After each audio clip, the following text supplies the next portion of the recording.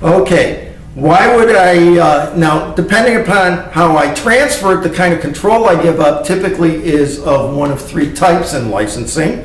One type is exclusive control. I give you an exclusive license across the board. You now have the ability to do everything I can do. I retain nothing other than the ownership of it, and as long as you pay me, you keep that exclusive, or as long as you hit your milestones or your minimum payments, whatever it is, the conditions I put on it, you keep the exclusive.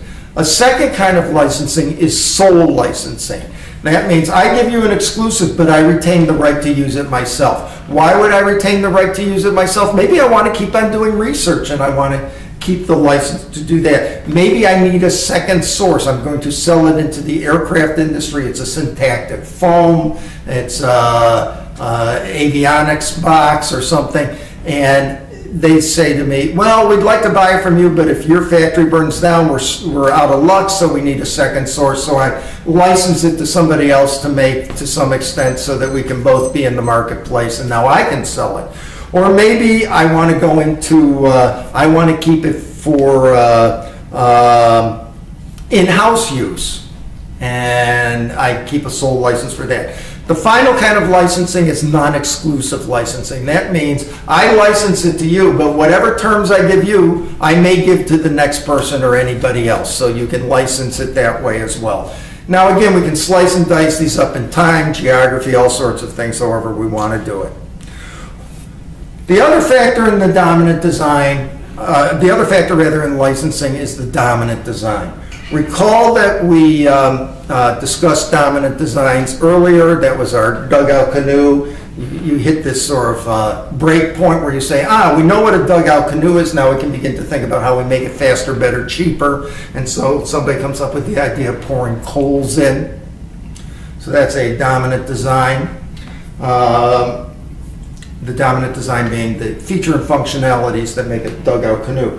Okay. Now, if I have a dominant design, it makes sense to license because I can hedge my risk in terms of that probability distribution on market risk. So from a stability of dominant design, it makes sense to license where a dominant design is emerging.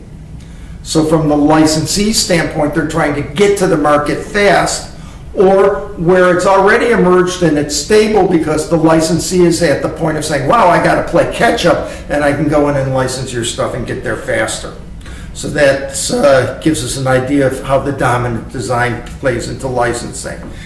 Finally, to close out this session on licensing, how do I get my money? I get my money in two ways, typically in licensing: upfront fees and running royalties. Remember in our formulas, the Y, meaning the added value that I give, or if it's a new product, all the value, and the F, the savings for manufacturing. That value, I'm going to capture a piece of that.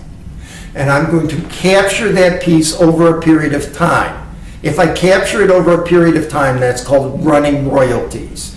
Typically on products, we capture it on the basis of net sales. We capture some percentage of the net sales that's equivalent to our contribution to the total value of the product that's being sold, because even if we give a technology that allows a new product to be introduced, you still have to make it, manufacture it, support it. There's all these other things that go into the value of that product.